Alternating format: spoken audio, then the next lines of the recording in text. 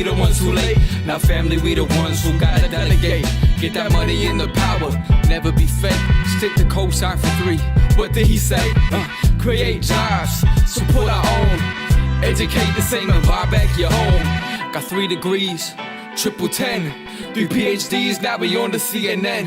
DBTV, let's talk about negligence. Ignorance is bliss, but we can turn it to intelligence. Believe none of what you hear, half of what you see. Let's break it down here on Dr. Boyce TV. Here we are. Hey, what's going on, guys? I hope you guys are having a good day. I'm Dr. Boyce Watkins from Your Black World and the Black Business School. And I want to welcome you guys to the Black Financial Channel. That's theblackfinancialchannel.com. Now, I know that a lot is happening in the world right now. And in fact, some things are happening in my hometown of Louisville, Kentucky that have got me concerned. And I have covered a lot of this. If you go to drboycetv.com, that's drboycetv.com, you can see that whole conversation there. But one of the things I want to talk about, which actually is linked to what's been going on with all the social unrest and everything that's sort of happening on the heels of the pandemic, is this. You know, when you have a pandemic, you typically have social unrest. Pandemics tend to pull the cover off of your society, and it shows all the inequality. It shows the economic distress. It brings out the mental illness. It brings out the drug addiction. It brings out, you know, all kinds of other problems, you know, almost pulling the roaches out from under the rug. What's going on, dog driver? How you doing, brother? You know, and so right now you have a country that's pretty sick. You have a lot of really weird functional issues that are occurring that even the best scientists don't understand yet. And what's happened is America has changed. I mean, 30 years from now, I believe that we're going to see this first half of 2020 as a complete watershed moment in the history of this country. In fact, 2020 is shaping up to be a lot like 1968 in terms of just crazy things happening one after the other. And I think that that's interesting to kind of observe and unfortunate to a point, but perhaps it can be made into something better in the sense that maybe one day we're going to actually grow and get better as a nation because of this. Now, one thing I want to mention to you guys real quick, because you guys know I'm into the economic side of things as well, because I believe, and if you listen to Dr. Claude Anderson yesterday on drboycetv.com, that interview is still there. You know, he talks about the challenges that our community has due to the fact that we have a lack of an economic base. According to Dr. Anderson in his book, Powernomics, the economic base is the first piece of the puzzle that you have to put together in order to achieve community strength and protection. So what he says is that what you do is you build your economic base, you make your investments, you own your real estate, you start your businesses and create your jobs. Then you can control the politics because politicians, they're not good people or bad people. They are slaves to the money. They do what the financial incentive tells them to do. They do what their backers tell them to do. They are bellwethers of what their financial supporters want. So basically, you control the politics in your community. Then you can control then you can control the police force, right? The politicians can make the laws that dictate how police officers are trained, how they go about, doing what they're supposed to do, how the prosecutors are supposed to behave. It's all connected. Also, the economics, it doesn't just influence the politics, it influences the policing, it influences the education, etc. And then he mentioned another piece of that puzzle is controlling media. So if you establish an economic base, that gives you a direct access point to be able to control the politics, the education, the criminal justice, and the media, which are some major areas where Black people need to kind of pull ourselves together and fight. And so one of the things I wanted to mention to you guys was I was reading a story this morning about what's going on with the pandemic. Now, I told you guys what my opinion was. I did not have a popular opinion on the pandemic, but that's because I'm not here to be popular. I'm not here to tell you what people are saying and what people want to hear. I'm here to tell you what I'm seeing. And what I saw was that we were overreacting to the pandemic. I felt that we were going a little bit too far in killing 30, 40 million jobs because we want to sit still in fear as opposed to moving forward and just protecting yourself, right? I believe that we sat in fear, and now you're going to see, now those chickens are coming home to roost. Now you're starting to see the real chaos happening. So there's an article here that I just read that said 51.7 million Now, remember, they were talking about the pandemic with 80, 90, 100,000 people that died. They were predicting 2 million. They got 1/20th of that number, 1/20th. So 5% of the number that they predicted. They predicted one number. The real number was 5% of the original number. And so because they overestimated and because they overstepped and then because they made it into a political issue where people's opinions were shaped by whether you were a Democrat or Republican, now you got holy hell to pay. 51.7 million parents have lost income during the coronavirus pandemic. And experts say, I'm reading the title here, that it may be especially hard for them to head back to work. And what they cite in this article, and you can go look it up on CNBC, basically what they're saying is that when these jobs disappear, it's not like they're just going to reappear magically once you decide it's safe to come out. In a way, it's like I compare it maybe to taking a break from your girlfriend. You might disappear for a month and go away and say, I need a break. I don't want to be in the house with you or whatever, and be gone for a month, maybe 2 months. But you can't expect to come back to that house and think that you're just going to pick right up where you left off. Right? You might get back to the house and find another man has moved into the house.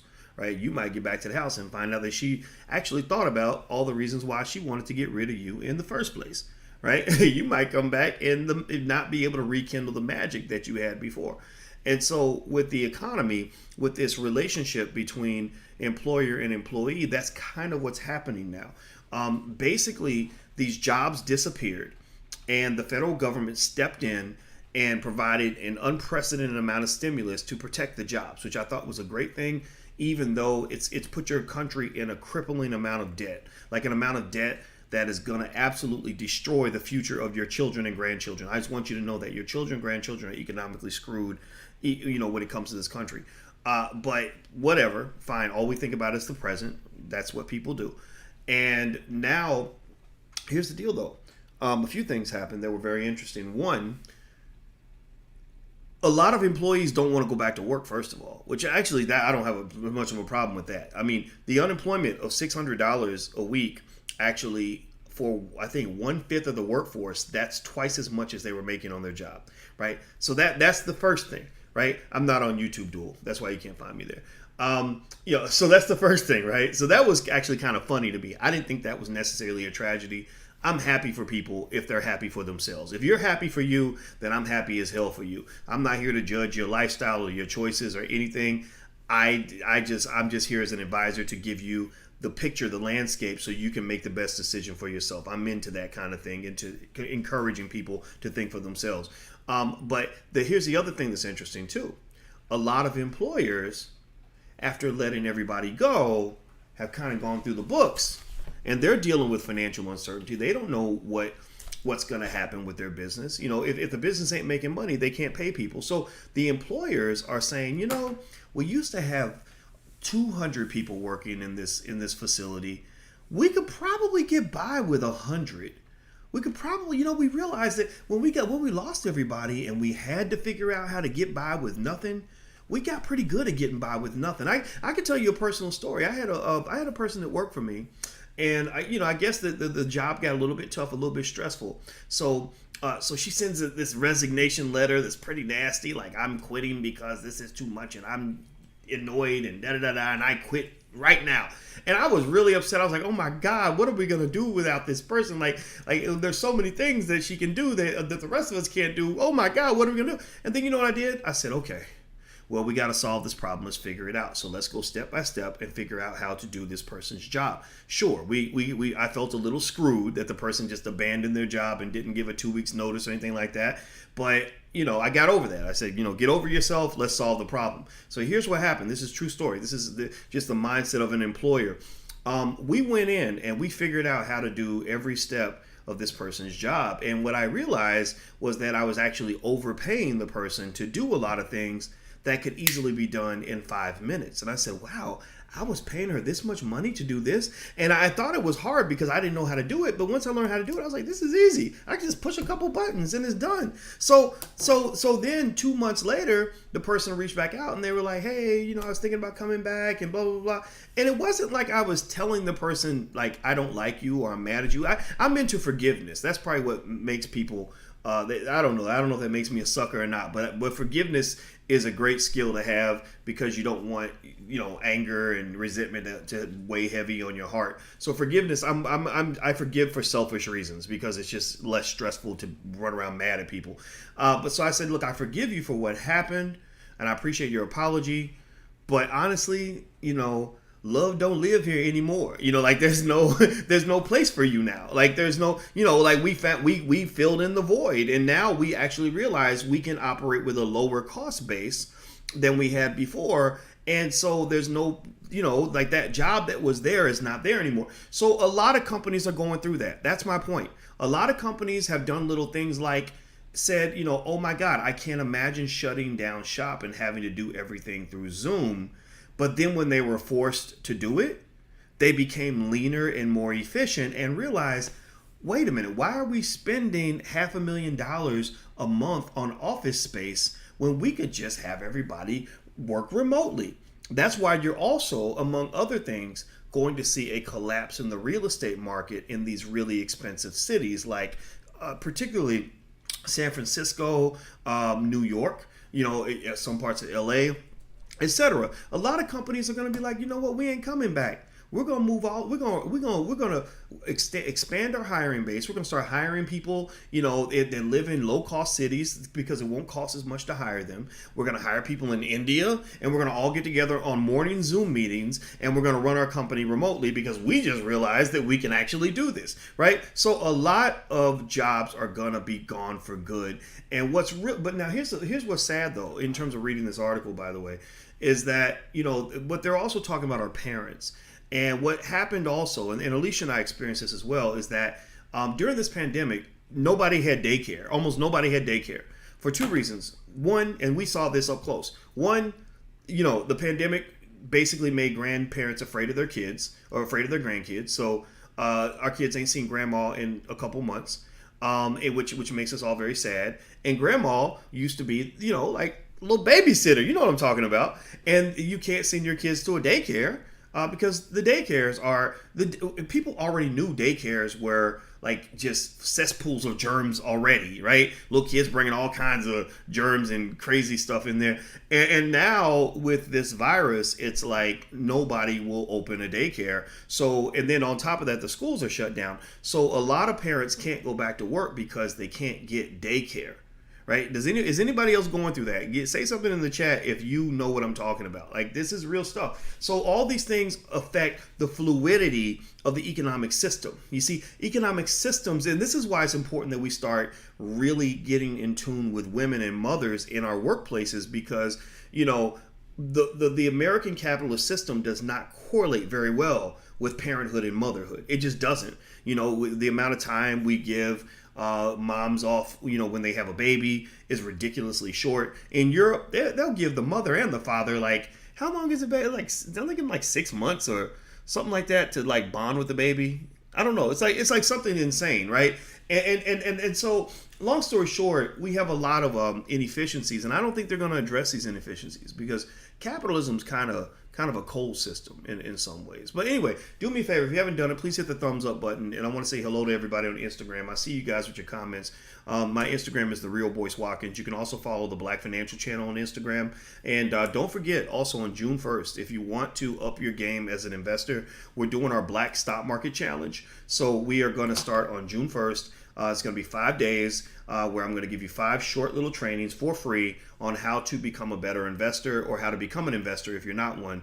And it'll change your life, I promise you. So if you're interested in joining for free, go to theblackstockmarketchallenge.com. That's theblackstockmarketchallenge.com. THE, theblackstockmarketchallenge.com. Here's a few other little pointers I noticed in my research on what's going on with the economy. One, here's another factor that I hadn't thought about. A lot of companies like airlines, for example, they were given a bunch of money through the Paycheck Protection Program to basically, keep their employees on the payroll, right? Now, this government stimulus is a temporary fix. It's not something that can last a long time because the government only brings in $3 trillion a year. The economy is a $24 trillion economy. So you can't support a $24 trillion economy with a $3 trillion income. It just, the math does not work out. So basically the airlines were given, big amounts of money, big grants, big loans, etc., to keep their employees on the payroll and to pay them to do nothing for a while. So what's going to happen though is that these companies, a lot of these companies, their money is going to expire in October. And they've been told by the government, you must keep these people on your payroll till October. Well, guess what's going to happen in October? A lot of these jobs are going to be cut. They're going to disappear. So, long story short, I think that you're in for a ride. I think that you're going to see the effects of this pandemic situation last for at least 2, 3, 4, 5 years. I think that the job market has changed fundamentally forever. I also think that that there's been a global shift in economic power that's favored China and Russia during this pandemic. So let me break this down. This is just me. I'm gonna be Dr. Boyce, Uncle Boyce right quick and just keep it 100 with you guys in terms of giving you exactly what I'm seeing as raw as I can from my mind, but I'm gonna do it without cussing. I'm trying not to cuss. The Chinese and the Russians are basically gangsters, right? Like Trump is a gangster for sure. He runs casinos and stuff, and anybody who makes a lot of money in casinos is probably pretty shady in my opinion, because that's a whole mafia driven, boxing, casinos, all that's all mob type stuff, right? But then remember too, you can't say Obama wasn't somehow gangster affiliated, because remember Obama rose quickly through Chicago politics. And anybody who knows anything about Chicago politics remembers this is the city of Al Capone. Chicago politics is very, very, very, very corrupt. And so for somebody to rise very quickly through a corrupt system, their hands ain't clean either. But in terms of comparison, I would say Trump is probably far more of a gangster and far dirtier than a lot of politicians that get in office. But here's the thing: as much of a gangster as Trump is, he's got nothing on Russia and China. Like, let me tell you about Russia, and I'm getting to a point here. There's a reason, a lesson behind this, or a thought behind this. The Russians' president Vladimir Putin is such a gangster that whenever there were billionaires that were speaking out against the government, he was going and having those billionaires arrested on trumped up charges and given like 40, 50-year prison sentences. Like Trump is fighting right now with Twitter and CEO Jack Dorsey and a few other billionaires, and he'll go back and forth with them or whatever. No, in Russia, Vladimir Putin was like, I'm going to put your ass in prison and you're never coming out. And we're going to take all your money while you're there, right? China is such, the Chinese leaders are such gangsters that if you go to China, number one, if you try to look up Google or Facebook on your phone, it'll give you a 404 error. It'll tell you those websites do not exist. So first thing they do, they work very hard to suppress information. Secondly, China is so gangster that they don't care about your rights and reading rights and all that stuff. You know what China did? Check this out. In China, in the Chinese Hollywood where they make all the movies, they had this scheme that they were running where they were evading taxes. So when a big actor, a big famous actor, like imagine, a Denzel Washington or a Tom Cruise is signing a deal for a movie, they would give them two contracts. They would give them the contract that was going to be presented to the government for tax purposes, and then they would give them the real contract where they got their real money, right? And they did that because they didn't want to pay taxes, like at the highest level. So you know what China did? China went and they found the biggest actress in all of China. I forgot her name. Most famous actress in all of China. So imagine, whoever you think of as the most famous person in America. I don't know. I'm thinking like maybe a Cardi B or Beyonce level type person, right? And imagine if that person just disappeared. Like literally, they went and they kidnapped her in her house and they took her away and she was just gone for 6 months. Nobody knew. It was at least, or maybe it was like more like 6 weeks, 8 weeks, 2 months. It was a long time. Nobody knew where she was, and they did not have to answer to anybody. And after a couple, 2 or 3 months of just being gone, she suddenly appears again, and she writes a big long statement on social media apologizing and confessing to her crimes, and then she gets a $100 million fine, a $100 million fine. And so the Chinese and the Russians operate on a whole different vibration. Like they when you talk about obtaining global power. They're just on a whole different vibe in that arena. Now, why do I bring that up? Well, you see, when this pandemic occurred, and again, I told you guys, it's not that I never thought it was real. I just never thought it was what people were making it out to be. We had people that I felt were they were breathing in and living off of your fear. CNN's ratings, if you notice, boosted their ratings by doing nothing but doing Corona talk for 24 hours a day. Now they're not talking about it as much because now they got something more interesting to talk about, another ratings booster to talk about that's happening with the riots and everything, right? And I knew this was going to happen. I said as soon as they find a bigger story around summertime, they're going to move on to something else, right? And they sort of created this very like, let's play our violin, sort of, very sad Memorial Day, like, oh my gosh, 100,000 people. And because 100,000 is a big number, right? But it's not a big number in a nation of 330 million people. And remember, it's only 5% of the original estimate of what they said the virus was going to do. So you basically killed your whole economy. You left 50 million people without income and without, many of whom are going to be homeless, destitute, some of whom are going to die from suicide and drug overdose. So you did that to 50 million people because you're worried about 100,000 people dying, over half of which are 85-year-olds in nursing homes who were pretty close to death anyway. So the American approach is one that I think probably could have been done different in the sense that you could have protected people and still kept your economy going. The Russians and the Chinese, however, here's what their approach was. Their approach was, we got this. We're going to handle this internally. We don't need the world knowing our business. So after China originally contained the original breakout in the Wuhan province, after they contained that, they also contained the information about the virus.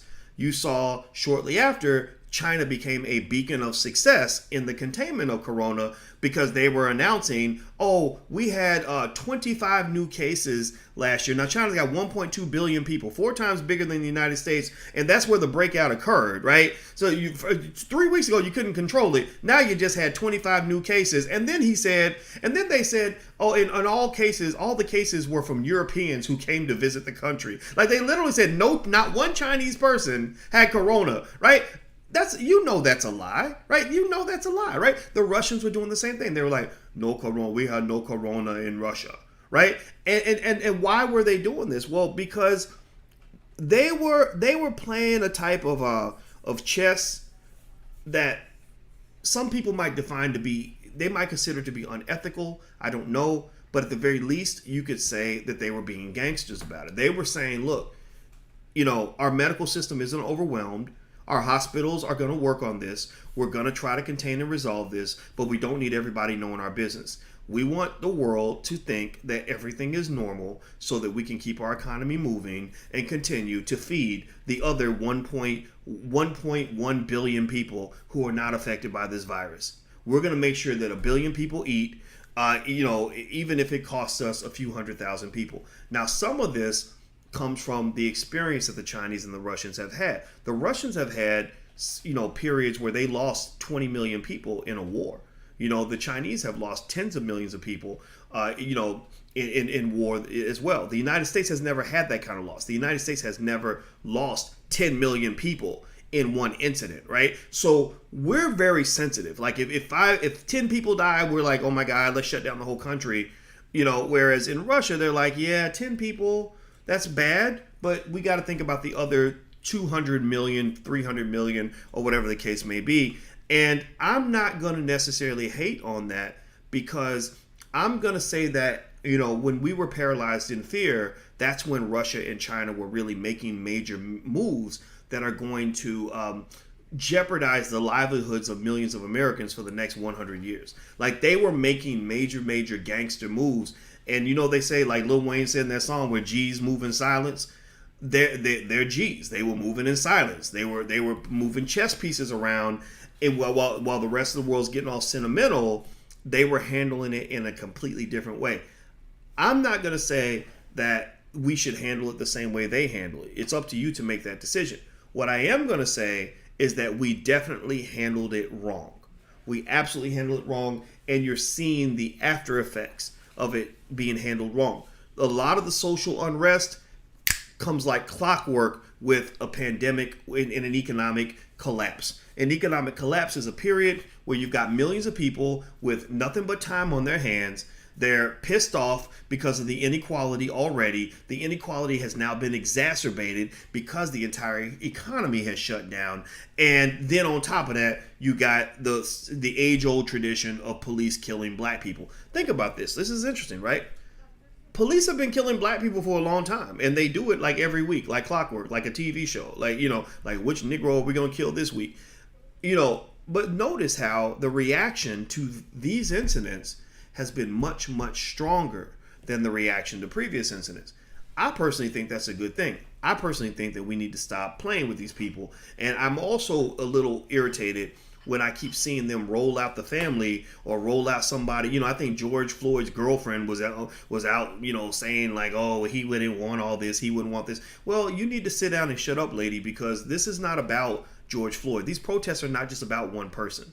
It's not like you have, absolute power over the community. The community is not just upset about George. His life mattered, but that's not the only life that matters. This is about a pattern and a tradition of killing black people on a regular basis. This is about hundreds, dozens, decades or centuries of mistreatment and disrespect toward black people from the police. This is not about you and your boyfriend. Same thing happened in Louisville, my hometown, my home city. It made me really sad that 7 people got shot. But, if you understand war, you know that that's what happens during war. In war, sometimes things happen. Things get destroyed. People get hurt. I'm not saying that I advocate for that. I'm just saying that that's real. That's reality, man. And so when I saw a video from Breonna Taylor's family that was put out where she was asking, well, hey, Louisville, we want to keep everybody safe, this and the other. When I see those videos, you know what I see? I see money. I see the financial incentive that's driving those videos. What I'm hearing is a lawyer telling one of the relatives, look, if you go and make this video, it's going to make it easier for me to get a settlement from the police. It's going to be a bigger settlement because basically they will pay you if you will get these people to calm down. And I'm not a fan of that, because what you're doing is you're taking a systemic issue and you're making it what you call idiosyncratic. Idiosyncratic means you're making it a one-off. You're making it about Breonna. You're making it about George and only George, Breonna and only Breonna. When it's bigger than George, it's bigger than Breonna. It's about the system. It's about long-term change. It's not about you and your family getting a check. I hope y'all get the check. You should get the check. You deserve the check.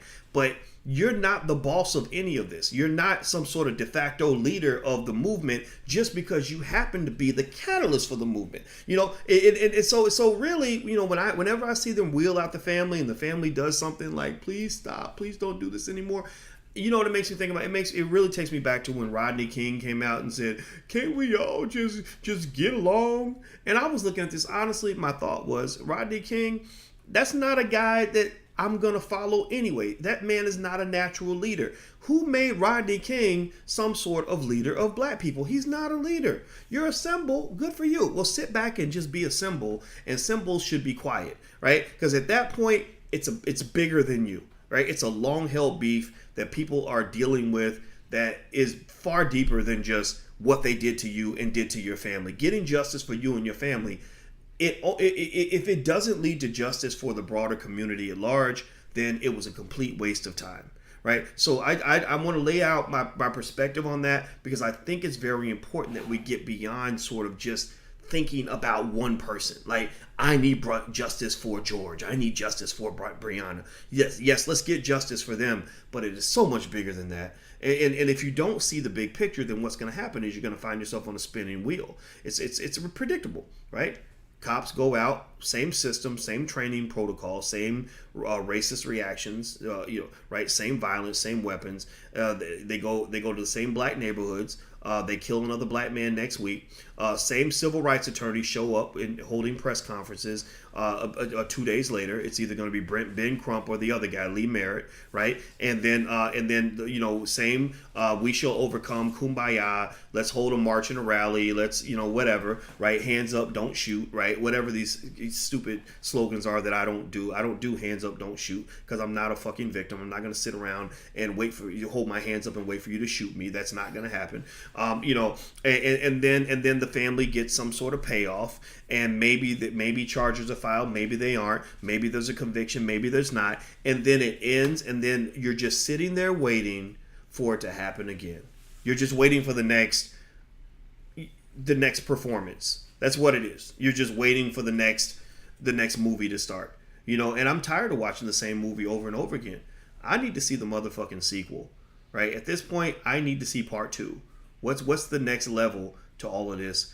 Because I'm tired of being in this purgatory of watching the same thing happen over and over and over again.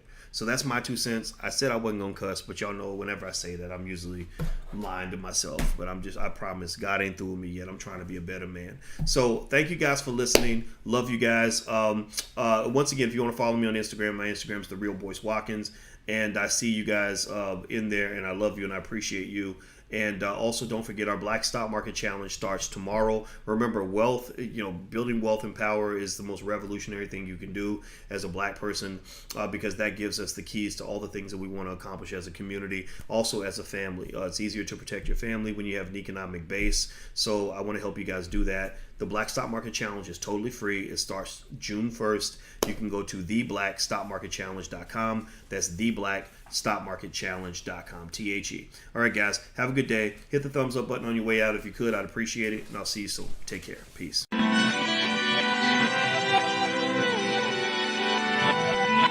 Here we are, clan the isms, cataclysm great. Our people out here struggling, trying to make it in this state. Everybody out here doing it, but we the ones who late. Now family, we the ones who gotta delegate. Get that money in the power, never be fake. Stick to cosign for 3. What did he say? Create jobs, support our own. Educate the same and buy back your home. Got 3 degrees, triple 10. 3 PhDs, now we on the CNN. DBTV, let's talk about negligence. Ignorance is bliss, but we can turn it to intelligence. Believe none of what you hear, half of what you see. Let's break it down here on Dr.